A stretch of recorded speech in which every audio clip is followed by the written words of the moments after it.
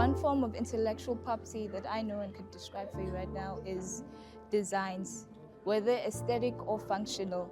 I'd rather describe aesthetic. Aesthetic designs are designs of inventions or projects that could be used merely for decorative purposes or for seeing sight purposes rather than functionality. The form of intellectual property I know is patent, which is something that protects your invention from people who want to use it badly.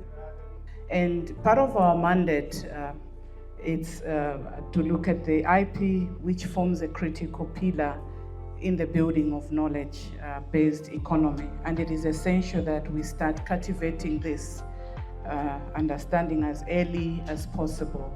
Hence, this program, therefore, we ensure that our learners are involved in so that they need assist in the development. I believe the foundation that we give them, especially this year through CIPC, MUT, and NIPMO, the engagement that we started on the grassroots to give and plow and for them to understand the significance of intellectual property. Looking into that, they understood and we gave them a thorough understanding on IP. I think the students were very innovative. They thought outside of the box and they were solution driven. So I was quite impressed by their perseverance. One of the students had a slight hiccup. I think it was the nerves that hit, and we gave them a break and she came back stronger than ever. So I was quite impressed with just their overall attitude and their knowledge of intellectual property, because clearly they have learned and they are actually implementing their learnings. My overall experience was educative for me.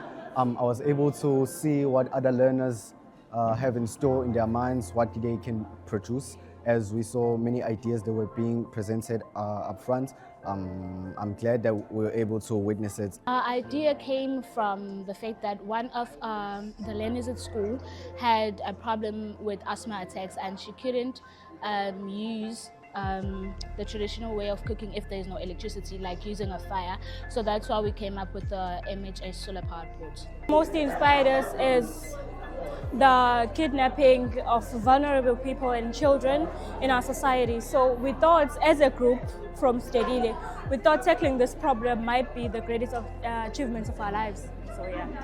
Because of the high school innovation challenge competition, basically we developed it to assist learners in high school in equipping them with the knowledge of intellectual property and to ensure that they start generating ideas from the young stage. So you understand that the future lies within the young kids in school. And for us, we thought it is our function as a technology transfer office to ensure that we transfer the skills so that when they come to universities, already they are prepared to basically contribute towards the economical growth of the country. It started small. It was part of the summer school, the WIPO summer school.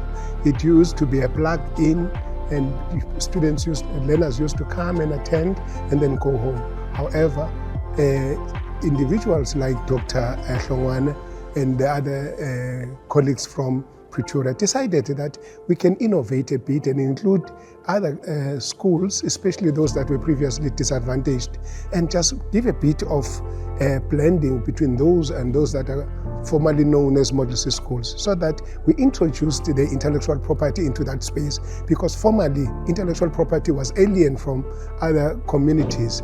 But with this initiative, intellectual property is now at the center of education, at the center of youth development, and as a core of economic development. When it's induced at school, it gives a true meaning and it gives a true purpose in what we call socio-economic development.